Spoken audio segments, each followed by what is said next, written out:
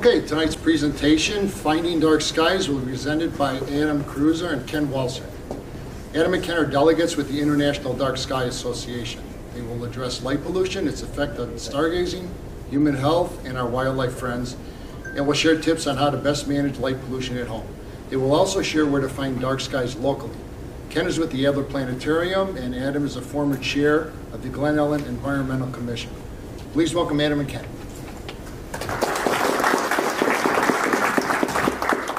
Thank you, everybody. Thanks for having us. Can everybody hear me all right? Okay, well, then I'm going to try to avoid using this if I can. I am a delegate with the International Dark Sky Association, and I've been a delegate with the association for about 2 years now. I started almost this time 2 years ago. And Ken and I have been doing this for pretty much 2 years.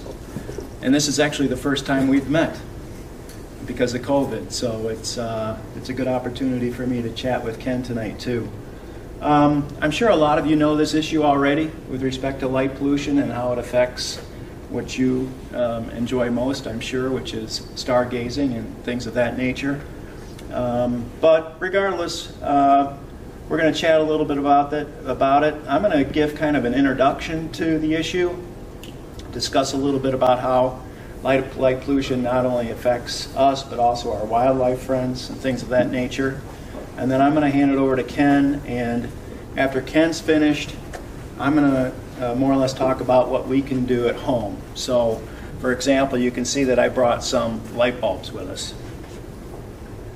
So, we are speaking here with the International Dark Sky Association, which I don't know if everybody knows or not, but is the largest most significant organization internationally that does its best to champion artificial light at night, and of course its adverse effects. And I believe we've got a presence in, I want to say, about 60 countries, and I want to say that about at this point in time I think there might be as many as 180, maybe 185 actual dark sky certified locations. So I think we've seen this. I'm sure everybody here has. This is the Milky Way, and of course we can see all these stars. This is what we would like to see, but unfortunately we don't have the opportunity to see this here in DuPage County, and certainly not in Naperville and Cook County and Chicago, etc. So most often we have to travel to Wisconsin or Michigan to see something even remotely similar to this. Here in this area, with our naked eye, on even the best of nights, we can only see about 30 to 40 stars. I don't know if any of you have actually counted what you can see at night, but from what I understand, and I'm not into astronomy, I don't do it like everybody else does here, but from what I understand, we should be able to see more than 2,000 stars with our naked eyes on any given night. So that's how bad we are here. And it hasn't always been that way, of course. When Starry Night was painted by Van Gogh, I think back in the 1880s, I want to say maybe 83, 89, if I'm not mistaken, he had the view we just saw. So when he was painting Starry Night, he had 2,000 or more stars available to him. Of course, now we have artificial light at night. But we've only had it for, I think it was maybe the 1900s, early 1900s, when the light bulb started to be more or less worked into municipalities and things of that nature. So it's only been over a short period of time that we haven't had 2,000 stars or more to see every night. And that's especially important when you think about, animals generally. All the centuries and centuries and centuries and thousands of years that we've been here, we are who we are because we've had daylight and we've had night. And we've developed a circadian rhythm, similar to all animals. So it's significant with respect to basically who we are and how we react to artificial light at night. Now, unfortunately, here for the most part, we're at that cool white spectrum. It's so bright white anymore. I don't know what Naperville has here, whether they're doing 3,000 with their street lamps or something more significant than that. But basically what we have now, especially here, is we have day at night. And of course, we're being sold daylight bulbs to make our own residences even more white at night. We want to be more at this end of the spectrum, more at white, soft white, with what we do artificially. So here you can kind of see the development of light pollution over the years. Now, we've only had the opportunity to have satellite images for, not too many years. So what we can see here is the 1950s with the initial slide. And then we move on to what is now forecasted to be 2025. What's interesting is look at Lake Michigan back with the 1950s. There's no artificial light being shown over Lake Michigan. But now, as we move into the 90s and of course 2025, Lake Michigan is overwhelmed by artificial light. Why is that? There are no lights on Lake Michigan. It's because of sky glow and the way in which it spreads across the atmosphere. It's only going to get worse unless we do something about it. Look how it's expanding out west now.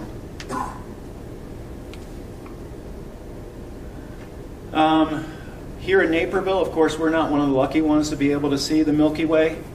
Now, most people live in urban areas, but statistically, regardless, only 2 out of 10 people on the entire Earth can see the Milky Way from where they live or where they recreate.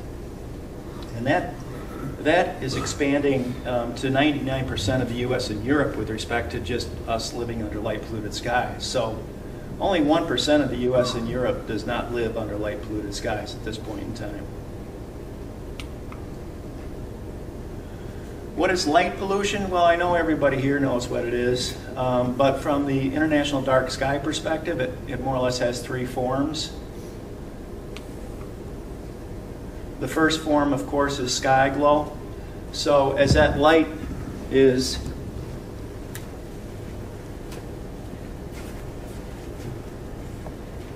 directed up into the sky, like this 5,000 Kelvin light bulb, okay, all that light is expanding across the atmosphere. It just explodes across the atmosphere. Whereas, of course, if we've got it shielded down, we're not going to have as much light exploding into our atmosphere. So it's wasted light. There's really nothing more than wasted light up there. And of course, it's affecting us dramatically with what we can see astronomically, even if we're sitting on Lake Michigan. The other form of light pollution that we deal with here is glare. You can go just about anywhere, including in front of any vehicle, and you'll know what I'm talking about. It basically affects us here on the ground. So even with this light, as I'm looking at this light, my pupils are constricting, and my eyes are not expanding as they would naturally at night. So I don't know if anybody here, you probably have. I know I'm speaking to an educated audience, but recently I spoke at the Morton Arboretum, and after speaking at the Morton Arboretum, we went out on a night hike, which was led by some of the naturalists. And after about 10 minutes, a lot of people who had never been on a night hike were amazed about how much they could see when their eyes were allowed to adjust, expand, and receive 30 times more light if they weren't otherwise exposed to the glare. So this is an especially important issue with respect to security, safety, and things of that nature. And here you can see from this slide what happens. Our pupil constricts, our depth of field is reduced. So all I see really is this light. I can't see the gentleman here to my right, all right, or something a little bit more significant to my right or left. And my reaction time is lengthened. So for example, if you're confronted with an automobile that's coming towards you, and a lot of these automobiles have very, very bright white lights now, the time for you to be able to react from having that light in your face is of course decreased. lengthened. So you may not even be able to see a pedestrian, you may not be able to see a dog, or whatever the case may be. Your vision just isn't what it should be. And that kind of comes in again with this safety and security issue. So when you have that bright light looking at you, like we often do at our own homes, when it's not shielded, again, our pupils are being constricted, and our vision is becoming less adapt to be able to see our entire environment. But when we put our hand over that light and we're shielding that light with our hand, of course our pupils are expanding and we can now see the gentleman at the fence. So when you think about security and safety, the real issue is better lighting design. And that's a hard thing to discuss, especially with police and municipalities and things of that nature. But it's true. Better lighting design is much more safe. And then the last form of light pollution that we address as part of the International Dark Sky Association is light trespass. And this is especially more true as we, residential homeowners, move to more bright white lights that are not being shielded, these LEDs, because they're more cost effective for us. We're being exposed to this bright white and intense light by our neighbors.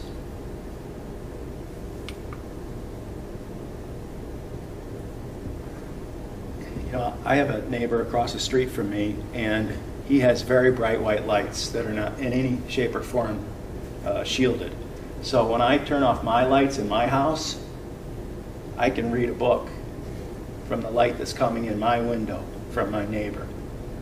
Now, I've tried to address a lot of that with my neighbors, but not everybody wants to change. So when you leave tonight, if there's one thing that I'd like to encourage you to all do is, think about how your lights are affecting your neighbors. Are you shielding your lights? Are you using more soft white light bulbs so you're not exposing your neighbors to that bright white intense light? So that's basically the three forms of light pollution that we try to address: sky glow, glare, and light trespass. Light pollution consequences: energy waste. Every time you have a light bulb on outside that you don't otherwise need on, you're contributing to climate change. You are burning more fossil fuels. So if there's an incentive that I think everybody can agree with, it's let's think about what we're using with respect to energy and whether we need that light bulb on. I'm from the Jimmy Carter area. I grew up in that area, okay? My parents were running around turning the lights off all the time, okay? So I kind of grew up with that. And here's kind of a little demonstration. So 13% of residential electricity use in the U.S. is for outdoor lighting. That's just residential, all right? 13% is for outdoor lighting. And about 35%, I think it's much more, about 35% of that is just wasted by us having it on when we don't need it, maybe too many lights when we don't need all those lights. We're not using dimmers, we're not using motion sensors, we're not shielding that light. So this statistic says 35% of all the outdoor lighting that we use residentially is just wasted light, sky glow, or whatever the case may be. Glare, light trespass. And that has a significance with respect to the fossil fuels that we're burning, what it would take to basically mitigate that, and then of course what the cost is to each one of us. So for each person in the United States, for every year with respect to that 35%, that's $10 a person. So if you got 4 people in your house, on average, that's $40 out of your pocket. Human health, I don't know how much all of you might know about this, but we all have a circadian rhythm. So at night, when it's dark, when it should be dark, that's when melatonin's being released. And of course, melatonin helps us sleep. And when we're sleeping, our body's regenerating and becoming more healthy after the more rigorous day that we had. And that includes basically restoring our autoimmune system. The American Medical Association has published a paper as recently as 2016, and they did so basically in response to municipalities going to LEDs, which basically concluded, and they made a statement to municipalities that these bright white LEDs that we're now using here residentially, it affects our health. It causes potentially cancers and other things of that nature because we're just not restoring ourselves well at night when we sleep, or should be sleeping. So you can see here when our circadian rhythm begins, more or less the melatonin starts releasing at 11, and we're going into our sleep cycle, and that's when the melatonin releases at about 5 o'clock in the morning. I'm sorry, 7 o'clock in the morning. So you can see that it's important that we have real true darkness at night. I don't know if some of you have seen this or not, but now they're selling blue blocker glasses. Well, they're basically doing that as a response to what we're confronted with our handheld devices or our computer devices. And that's basically how they address it. But it's also true for the amount of light trespass that we have coming in our bedroom windows and other things of that nature. Even just a little bit of artificial light at night can significantly affect the release of melatonin. There's been some studies that suggest that taking melatonin supplements has been effective with respect to addressing COVID. I don't know if anybody saw that. So ecological impacts, there are many. You name it, there's been some study that's more or less published something on artificial light at night and how it affects our wildlife friends. But what I like to do is I like to address basically two wildlife friends that we're more or less all familiar with, and that's insects, our nocturnal pollinators, and also birds. More generally though, as we used to, before we had GPS and other things, maps and things of that nature, when we were sailing across the seas, we relied on lights for navigation, stars for navigation. Our animal friends, they still rely on stars for navigation at night. And of course, when they can't see those stars well, they're not navigating as well as they could otherwise. So with respect to insects, I don't know how many of you know this, but moths are very important nocturnal pollinators. They account for a significant amount of the pollination of the flowers we have in this area. And if, of course, their lives are affected, we're not pollinating the plants as well as we should be able to. Some plants rely on nocturnal pollinators exclusively, and of course that affects not just our flowers, but the food that we eat. So you've heard about bees, right? The loss of bees and the effect that that can have on our fruits and vegetables because we're not pollinating well. Well, moths are part of that. This picture it shows all moths. So instead of the moths are attracted to that bright white light, whereas they're not as attracted to the amber color.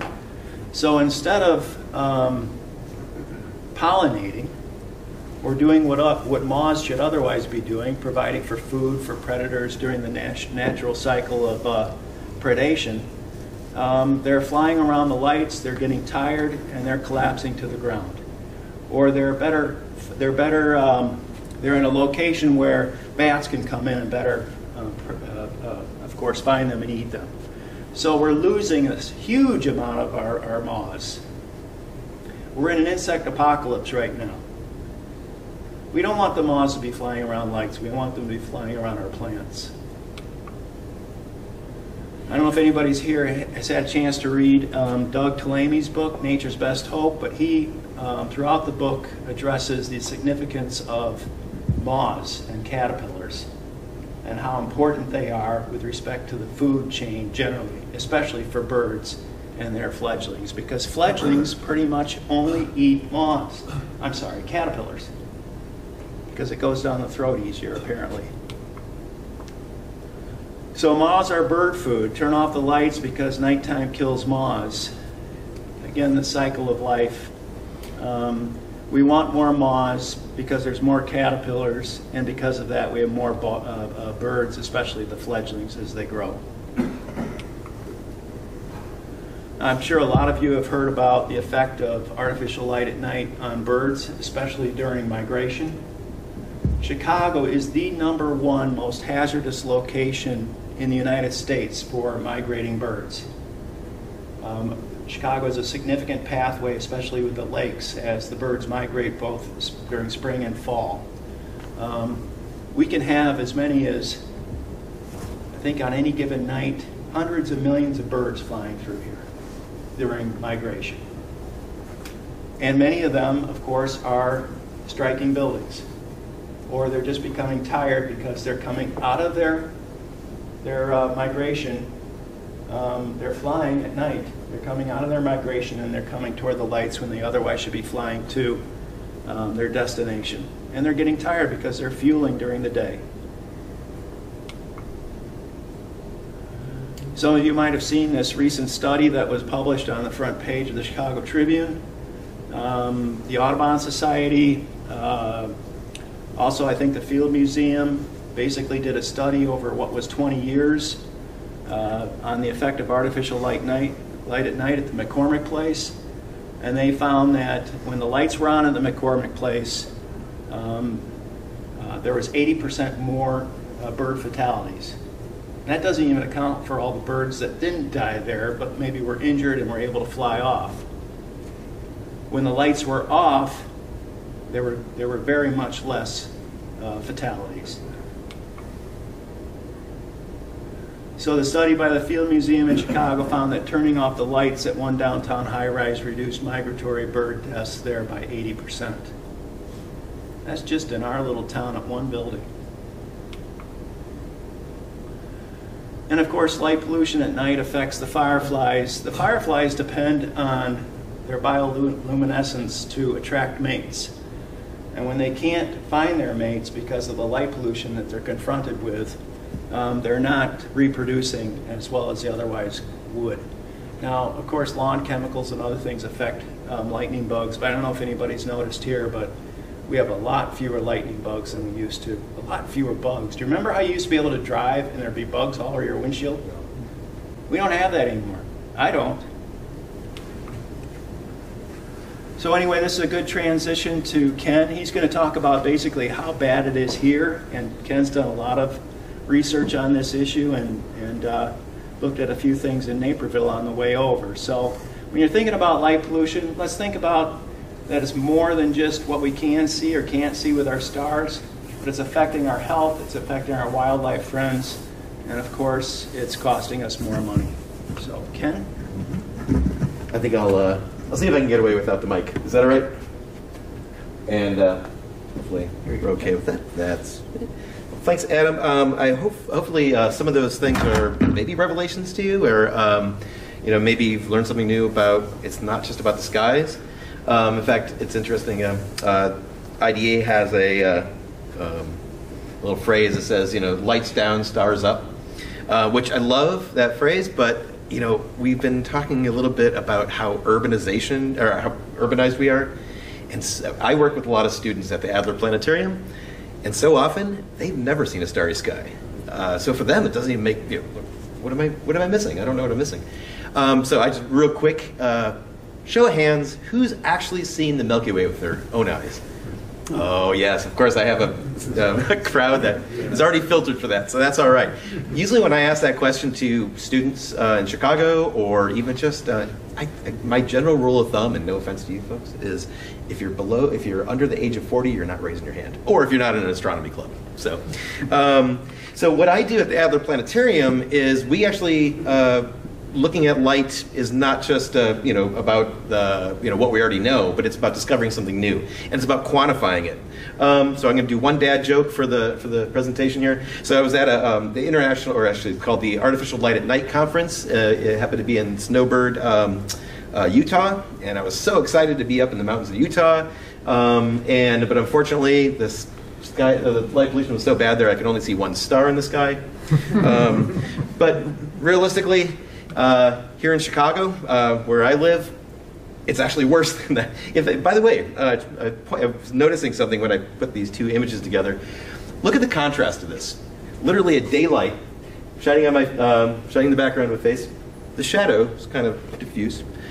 It's actually higher contrast at night with the light from, this is in Humboldt Park in Chicago. Now, why they're lighting a park at about 11 o'clock at night, I have no idea. But now, one of the wonderful things about the IDA, I've been an IDA delegate for a few years now, is they're an amazing organization. It's just a great group of people who, everybody has answers about something if you ever have a question about it. And also methods to make a change. So, like I said, at the Adler Planetarium, I generally work with students, volunteers, and our staff, and astronomers, and all, and researchers to actually do real light pollution research. With students being, for example, co-authors of papers. Actually, we just had 3 papers published this year, and 2 of them had high school students who were co-authors, so pretty proud of that. So how do you understand a problem if you don't collect the data to really see what's happening? So Betty Maya Foote, she's one of the people that's employed by the IDA, and she does astrophotography. This is from Bryce Canyon. She was nice enough to lend me her photos, so Betty Maya took this photo, and I ruined it. Because what I did was I took a Chicago sky and put it into her background to give you that comparison. So now that you're saying, all right, well, this isn't the most scientific of comparisons, but you kind of get the idea that if you're used to a starry sky, this is from Chaco Canyon, also from Betty Maya. I don't have those opportunities to get out that far anymore. You can really start dramatizing the difference, because it's it's sort of a trope, but the frog in the boiling water, you raise the water slowly, the frog doesn't notice it. Not really true, but the idea is really significant to what we're experiencing here in the Chicago area.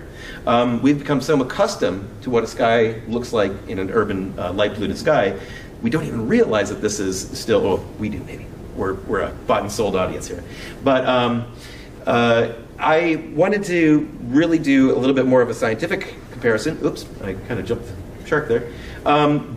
So Betty Maya shared her photos that she took with me, and so I was able to look at the metadata, take the actual exposure time, ISO, and all the post-processing stuff that she did, and reproduce it. So this is the exact same exposure taken in Chicago.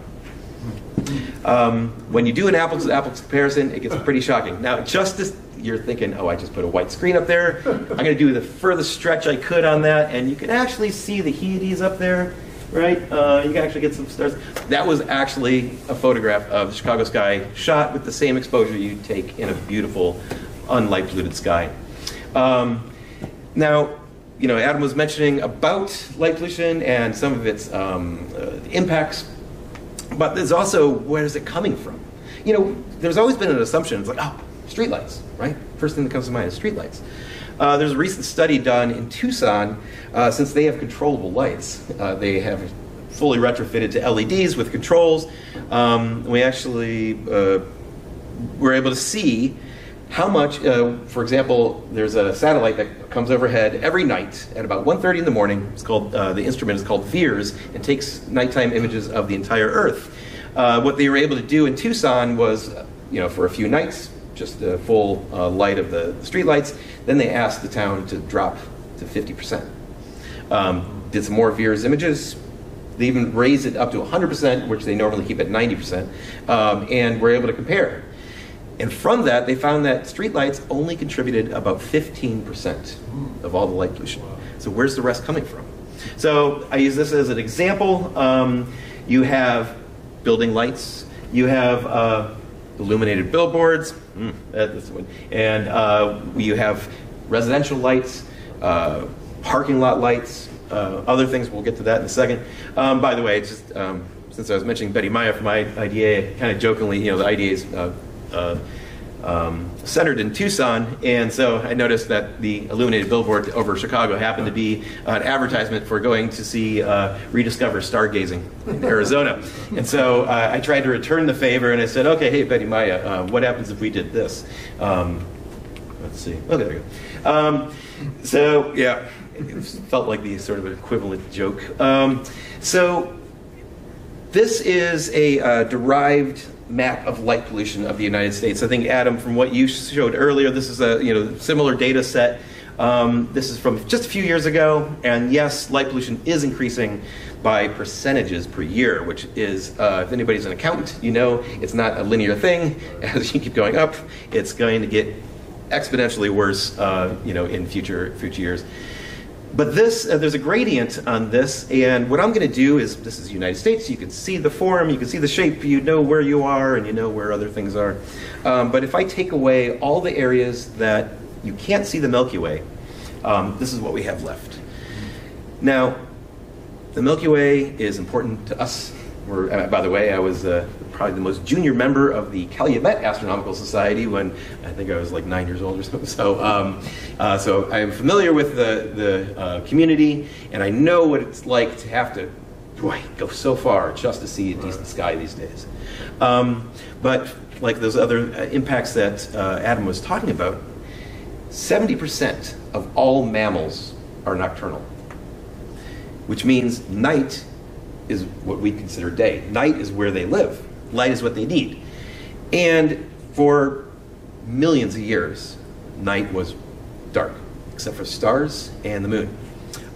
So let's take away that part. So we only see what's left in the United States that is pristine. This is what we have left. Now, if you're a nocturnal animal, you're in trouble. By the way, of those 70% of nocturnal mammals, we're not one of them.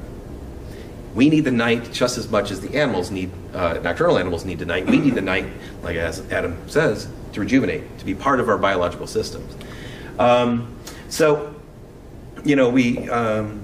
again, I'd like to do something that's a visual comparison to kind of put yourself in that scale of what your perception is when things really change.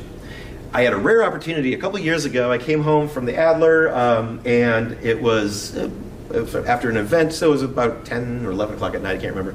And I went to walk the dog, and I'm walking the dog, and something struck me, and I was like, why does it seem nicer out? And I realized, there was actually a film shoot down the street, and so they asked for the lights to be all turned off. So the street lights are all off in this. And now we've had the LED retrofit in Chicago. I am hoping that we go from our 90% baseline to a lot lower. I'm working on that. So is maybe some other IDA folks. I felt absolutely no hesitation walking down the street. You can see probably if there was someone walking there, if there's a car coming, no problem. About an hour later, the lights were turned back on. Now, once again, I'm using the exact same exposure time, the exact same settings on my camera, and that's what it looks like. Do we really need that? Always ask the question, why? Why is that light there? I mean, we can look out the window right now and say, yeah, why is that light there? Our eyes are much more powerful tools than we give it credit for. We don't need to overlight. There's just a tendency to do it. Just to give you a sense of proportion for that. So this is an actual photograph of State Street in Chicago in 1905, and this is perfectly demonstrates that thing about streetlights. There's actually, if I'm not mistaken, one streetlight, which is right here in that. Oh, I should use my laser pointer. So right there, I think, is that streetlight. It's not even lit. Now this is 1905, State Street. Now I'm going to use my best old-timey radio voice. So the 1926 State Street Illumination Festival, President Calvin Coolidge pressed a golden telegraph key in the White House, and $100,000 worth of golden light flooded the 7 blocks segment of State Street. The Raritan Reporter of Raritan, Illinois, sent the following telegram last night: "Your city illumination is visible here at 8:30 in spite of bright moonlight. The distance is about 100 miles. 1926. And those lights are nothing near what we have technology-wise. In fact, those lights were there until the 50s, when 1958, President Eisenhower pushed the golden key 700 miles away, and actually it was kind of interesting. They used the Vanguard satellite signal, supposedly, to trigger the new streetlights coming on in State Street. The lights will produce 4 times as much light as those 1926 lights. Now, they don't have the Raritan Reporter giving us what that means for them. But you can, I don't know if anybody remembers Chicago pre-70s when those lights were out. I've heard that it was pretty much a horror show. Now, at least we've gotten a little bit more sensible about that, but it's a scary balance here because we need to keep an eye on things. Now, here's me on my rooftop in Chicago with a little device. Oh, in fact, I'm sorry. That was designed and built at the Adler Planetarium along with our students and volunteers. It's called a GoNet. Now here's the version 2 GoNet, and afterwards I'll have you all come up and if you want to take a look at it. Because there's, sorry, I forgot my other prop. Anybody's familiar with an SQM, sky quality meter? Simple device, you point it toward the center, the zenith of the night sky, gives you a single number, it's magnitude per arc second squared, gives you one number about the entire sky. I don't think that's really quantifying it right. This device is actually an all-sky camera that automatically takes images of the night sky every 5 minutes. You can put it out at night, come back, pick it up in the morning, and we can actually monitor any night sky anywhere you take this camera. So in a sense, it's like a SQM on steroids. Just to give you an idea of what that means. Let's see. Do I have to hit something to hit play, by the way? I don't know if, just in case. Got one video for you here. Let's see if I can. There we go. So here's a time lapse of Chicago and Yellowknife in Northwest Territories. Look at the difference. This is with the same camera.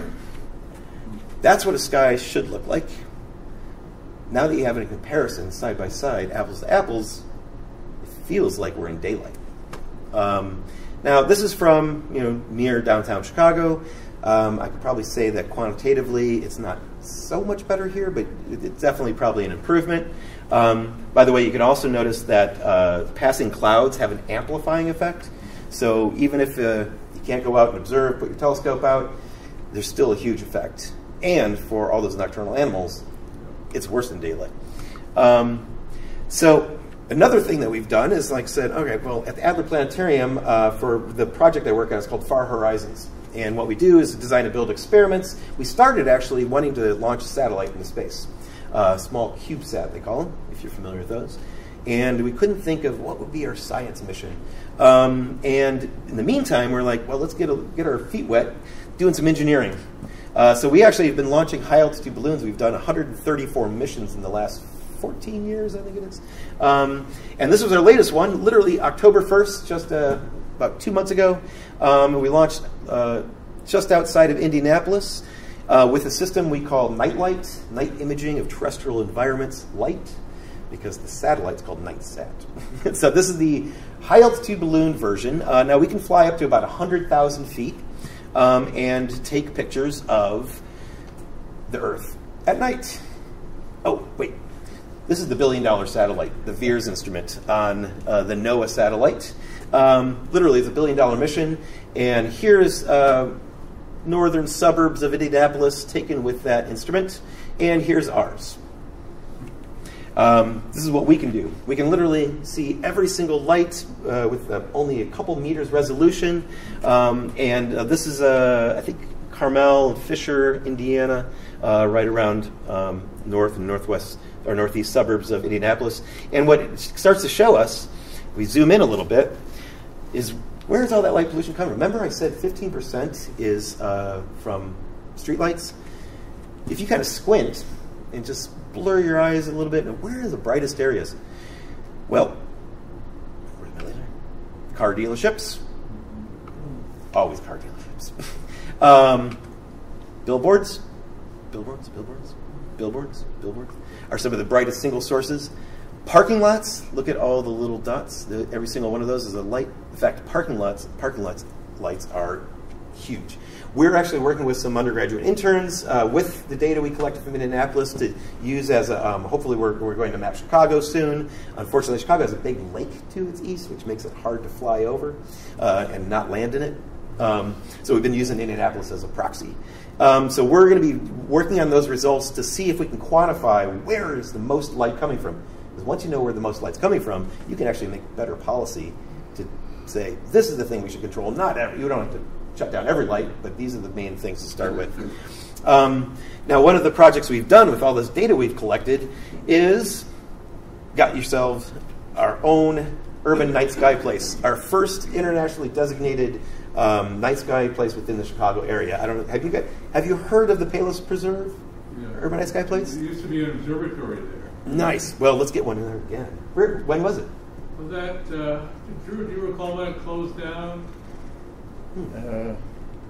Early 90s It was there for over 30 years, I think. at the Girl Scout camp. Oh, yeah. So which is now Bullfrog Lake? Yeah. Yeah. Well, just I know some of you raised your hand, and I'm glad to be able to introduce this to the rest of you, which we were originally going to call it Mount Forest Island, but the Forest Preserve folks were like, I don't think anybody's going to know what that is. So we changed the name to Palos Preserves, which, as you can see, is we worked on this application with the Forest Preserves, with the Adler Planetarium, and our students, collecting the data to quantify how good the night skies are there, and just the location. Took 2 years of application. We just got approved in August, and we are now officially the area around Little Red Schoolhouse in that Palos area,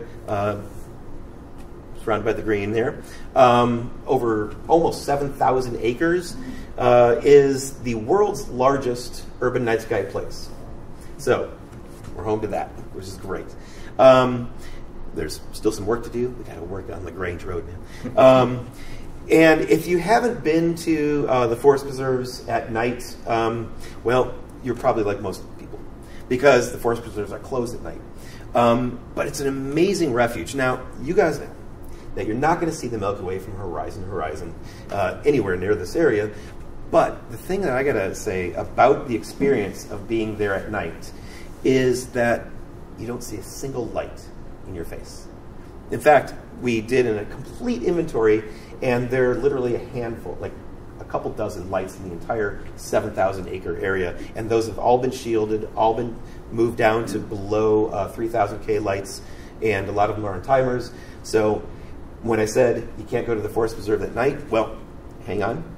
We are presently working on getting an exemption from Cook County Forest Preserves that we will be able to have permitted nighttime events there. So, for example, Naperville Astronomical Association, we're going to make sure that you have the contacts that you need. We can actually arrange that, right now we're kind of doing it on a trial basis. We're going to arrange that anybody wants to come to the Forest Preserve at night and bring out the scopes, bring out everything. We have areas that are incredibly clear views of the skies, not a single light in vision. So I want everybody to use those resources. And like I said, this is all done with help of our students and all the stuff they designed and built. And we used, I forgot to tell you, anybody have smartphones on? I forgot there's going to be a couple little things that if you wanted to put your smartphone up and get the QR code of this, but we can share it later. We use a lot of tools, not just our GoNets and not just other instruments, but we use data from that satellite called VEERS, and there's a really cool website called Radiance Light Trends. Hopefully you can get it. If not, after this, we can keep it up there. This takes you to a website where you can choose anywhere in the world. You put a little polygon around it, and you can see what the light is like, how much light is coming out of that area, and you can see the Mount Forest Island area. Well, that's why I said it used to be called Mount Forest Island. I hit the wrong one. There you go. Is pretty dark. This is how much light is being emitted compared to anything else in the region. Now, what about Naperville? First of all, I'm amazed. If you guys didn't know this already, I'm not sure how much you're up on the local politics, but I had to do some research on this. You guys have actually a really good light pollution policy. If it's enforced, that's another thing. Now, that's one of the biggest things I think we've found is you can have an ordinance that is perfect, but if it's not enforced, then so I was, it was a little cold tonight. I was hoping to come out here a little earlier and see if I could pick up some violations, just to give you an idea that whether this is really being enforced. But I'm so glad you have it on the books. Now, this is where politicians would love to hear from you, I'm sure. If you say, hey, by the way, I noticed this is not in compliance. Oh, I noticed this is in compliance. it's I would guess that you probably don't have a dedicated code person, but if they hear enough about how you guys are concerned about this, if you live in Naperville, I think it'd be great to just keep the heat on a little bit, because the codes are there, and they're pretty well designed. So another thing we use is on International Space Station images. Now this one's from 2020. It's hard to get ones in Naperville. A lot of times, whenever we get good ISS images from astronauts, they tend to focus on Chicago. But I got this one right here, which, once again, car dealerships. There's a few other things that might be troublesome, but downtown is not too bad. But now if we zoom in a little bit, this isn't the highest resolution image, but you can kind of start getting the picture. Now you combine it with that radiance light trend thing, and you might be able to start seeing how's it going. Is it getting better or worse? This is actually from 2016. Now this isn't by no means calibrated, so we don't know if this photograph is a little different. Well, actually I could look up the exposure and stuff, but the conditions look a little different. Now this is 5 years ago, and once again, car dealerships. All right, enough of me talking about car dealerships. So this is actually from Radiance Light Trend. I just pulled this to see what's going on in Naperville. There appears to be a small decrease over the years, almost a 2% decrease. Was there a retrofit a lighting retrofit in Naperville? Yeah. Was it somewhere around 2016, 17? It took 4 years. Yeah. It was pretty much finished by 2019, so yeah, 2015 okay. to 2019. Yeah, as you kind of see, oh, by the way, these peaks, it's a good indication when you had snowy winters. That's snow reflecting light. In fact, you can see 2013, almost no snow. 2019, 2020, almost no snow either. But yeah, you can kind of see a little bit of a drop off. Now, does that mean that the light pollution's gotten better here in Naperville?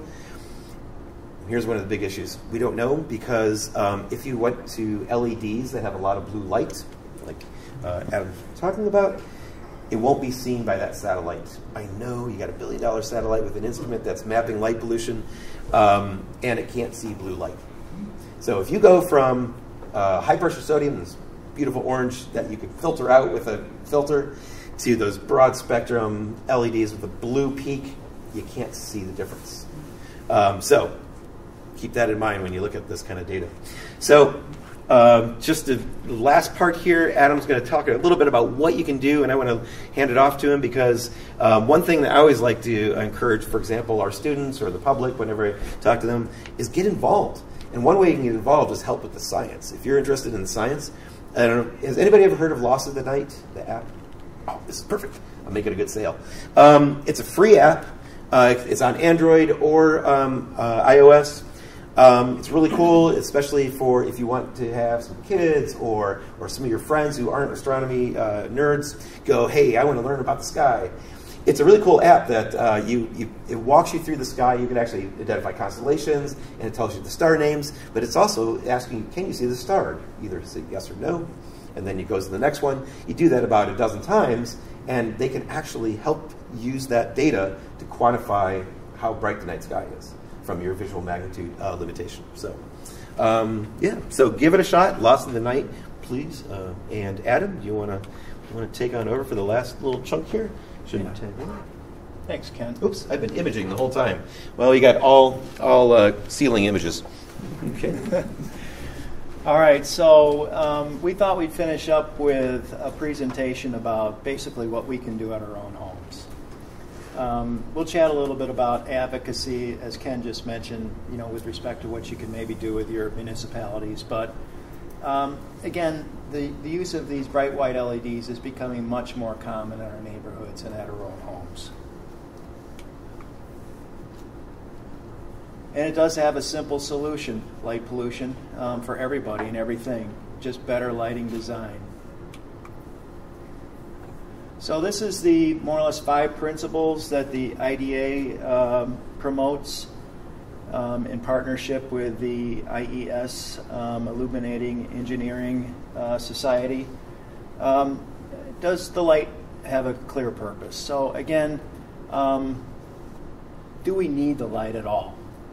Think twice about, do I need to have this light here on my property? And then, of course, if we have a light, have that light directed to only where we need it. And that's basically where we get into shielding, which is so very much important. I can't underemphasize the importance of targeting the light. A very underappreciated part of what we deal with artificial light at night is the brightness. So let's think about it from the perspective of watts, for example. We use 120 watts when we want a lot of brightness.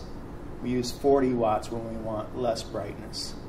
And that's basically a lumens equation too. So we want less lumens with the light bulbs that we choose to use outdoors. Less brightness, less watts. And then, of course, we want it to be controlled. So if we need the light on for whatever reason, safety, whatever the case may be, if we need it on all night, I'm certainly encouraging everybody here to turn their lights off when they go to bed. But if you do need it on at night, use controls like dimmers and motion sensors. The good thing about LEDs, many good things about LEDs, of course, is that they are dimmable. So the bulbs are dimmable, and they won't burn out like some of the other bulbs that we've used in the past. And then lastly, use the warmer colors. I brought with me 2700 Kelvin, 3000 Kelvin, 5000 Kelvin. You can use less than that quite efficiently now, 2200, things of that nature, especially outdoors. And we're talking about, of course, outdoor lighting, not interior lighting. So here's a good example of what we want to do with respect to shielding. Sometimes we just can't address shielding well. Sometimes with the municipalities. So that's when we might want to think about whether we want to use that fixture at all, what kind of light bulb we're using, the brightness level, and so on and so forth. But of course, the best is to have it shielded. We want that shielding, we want that light directed down on a 45-degree angle. Not a horizontal angle, but a 45-degree angle. So hopefully that light's not trespassing on our wildlife friends, on our neighbors, etc., and certainly not up in the sky. Shielding, a good example here. You can see to the left this garage that does not have good shielding, and to the right the garage with good shielding. I'm sure the purpose was to light the apron and the doors. Well, on the right, that's what we're doing as compared to wasting light with the sky glow, glare, and light trespass on the left.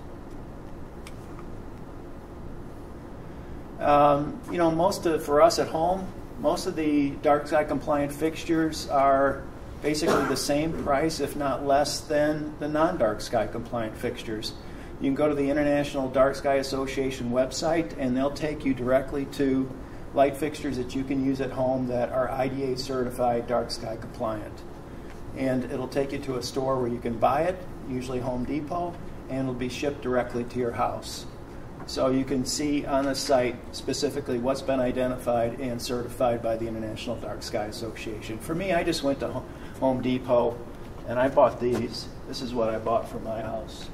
So I'm kind of setting an example now in my neighborhood so that people can see, well, Adam's doing this or that or whatever.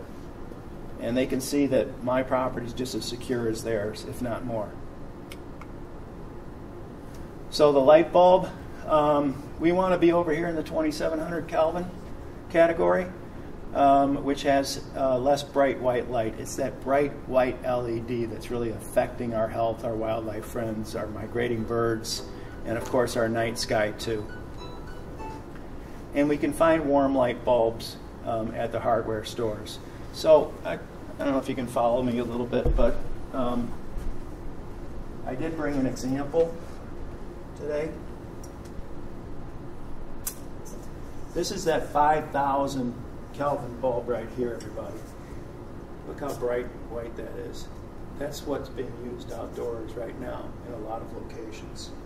In the parking lot. In the parking I lot. just tested it. It's 5,000K. Those ones, the older HID fixtures. Yeah, and that's what people are buying to use outdoors at their own homes. They don't know, And then here's a 2,700 Kelvin. So you're still getting all the white. You're still getting all the light that you need. Only it's that more amber color. And of course we can see them being shielded here.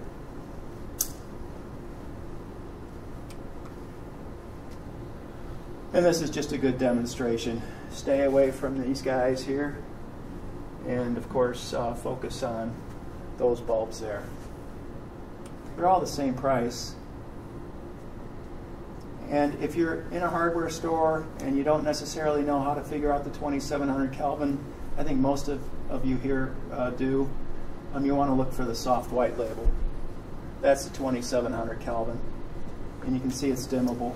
And you want to shoot for the less brightness. Okay, 460 is generally about as less bright as you can find commercially right now. So here's just a good example of where we want to go. Less lights. The light that we need can be on. It's shielded. It's with a more amber color. And maybe at night we turn that off too when we go to bed. And if we can convince all our neighbors to do it, and ultimately our municipalities to do it, and ultimately everybody through the nation and so on and so forth, maybe we'll all be able to see the Milky Way again from our front door. It's just a nice example of what people have done to try to address light pollution at home. So, Ken? Yeah, I was. You want to come up with me and we'll finish up? So one of the things that we're, as IDA delegates, obviously we're advocates. We're people who want to get people excited about being part of the people making change. But a lot of folks I talk to are always like, I can't change government, or I can't change, the highways, lights. It's okay. Just, if you know enough to be able to, like Adam says, talk to your neighbors and say, hey, by the way, those big lights you have. I like to take my scope out in the backyard. It's shining, whatever. And you can actually be informed. Say, it's probably not giving you as much security as you think, or it's maybe, or the impacts it has on wildlife, bird migration, things like that. Being an informed person is actually really helpful because, you could actually, it's amazing how people don't have experts in this in their lives to be able to help inform them. They don't know any better than, let's put a light out. And then, spread the word. Spread the word, but it doesn't have to be all about doom and gloom. Oh my God, how many birds die every year? Think about it like, wow, just think how much energy we could save. Think how much CO2 emissions we can eliminate. Think how much calmer and pleasant the night would be. Wouldn't it be great to see the stars? Just something that's more like, wow, you can actually make a difference. And like I said, organizing, that's why we're here. The more voices you could have, moving the thing forward, it's not just a lonely voice in the wilderness. And, start small. Start at your own home. I don't know, have any of you ever kind of looked around and done an outdoor lighting assessment of your own house? Because I would assume you're a pretty good crowd for that. But yeah, I mean, think about it. Sometimes you're like, why do I have that light on the garage? I don't know. Motion sensor maybe, you never know. And then keep an eye out for opportunities. And this is what I mean by that is, hey, maybe the town of Naperville is going to be putting in a new zoning for a new, car dealership. They already have the regulations in the books for that. But I mean, before something happens, before a new development happens, or a new effort by the town, or even commercially, get in there and say, hey, I'm concerned about this. I want to make sure that it's done right. So that's also a good opportunity. Do something before it's too late. Yeah, we're here as volunteers. We don't get paid to be here. And, well, we got a nice honorarium. Thank you, Kurt. Yeah. But regardless, we're doing this because it's important. I know it's important to everybody here. And, before I knew what Drew was doing, I remember living in Glen Ellen, Drew would come down and actually have stargazing events down at Lake Ellen. And, when I started to think about light pollution, I saw Drew, speaking on this issue. And I decided I wanted to be like him and try to address this issue with everybody. So, Kurt, thanks for the invitation to come here and talk. We try to do this wherever we can, whenever we can. We don't always have the luxury of speaking to a group that's as well informed about the night sky as everybody here. So thanks for the opportunity. We got our last slide, which is important because for those last 2 years we've been talking about this, that Adam and I have known each other. We've sort of been working on developing and forming a Chicago regional chapter of the IDA. Right now we have fledgling site up. We've got a few cool stories up there. We got this great event where we're going to be talking to the Naperville Astronomical Association today. Oh, that's on our calendar. So if you go to idachicago.org, we're going to be posting stories up there, news events, announcements, and information, helpful information. So please visit it. There's also a place that you can send us a note and saying if you're interested in getting involved. I think that'd be great. We're always looking for other folks that are interested in the cause. There's 4 delegates right now, as far as I know, in the entire state, and you're looking at 2 of them. We have another person who... A lot of members, though. A lot of members, yeah. But there's only a few of us out here advocating and trying to make a difference. I don't know if anybody knows this, probably not, but the County of DuPage just recently passed a resolution to be dark sky friendly with all their lighting moving into the future. That was an effort that we made as delegates. The County of DuPage Forest Preserve District just entered a similar resolution, both of these unanimously, again because of what we're trying to do. So to the extent that any one of you wants to become a delegate, you can go to the International Dark Sky Association website and find out how to accomplish that, and we'd love to see you on board. Otherwise, if you can become members of our new organization, IDA Chicago, terrific. We'd love to have you. But otherwise, you can just do what you can to spread the word, as Drew has for many years. We'd appreciate it. So again, thanks for the opportunity. Yep, thank you. And